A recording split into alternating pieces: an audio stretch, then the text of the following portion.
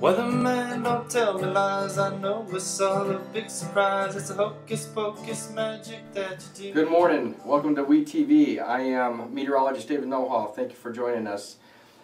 Dry week this past week due to high pressure sitting over a good portion of the Texas Hill Country and parts north.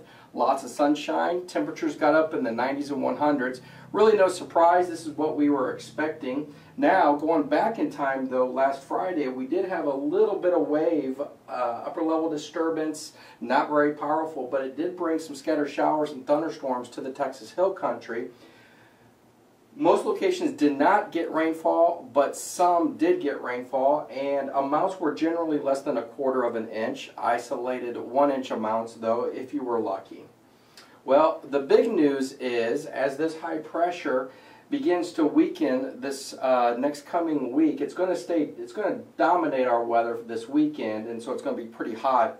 But towards midweek next week, this high pressure that is going to weaken, and it's going to move off to the west, and it's going to allow some easterly moisture and flow to come in across a good portion of the Texas Hill Country, with the upper level disturbance moving into the northern portion of the Hill Country towards midweek, which is going to translate to some possible rain chances this coming midweek into late week. Although there's a hurricane out in the Atlantic Ocean that's moving into the Caribbean and will continue to slide northwest into the Gulf of Mexico by the end of next week. So we're going to have to pay attention to what appears to be a hurricane developing, and it's going to be making its way in somewhere into the Gulf of Mexico.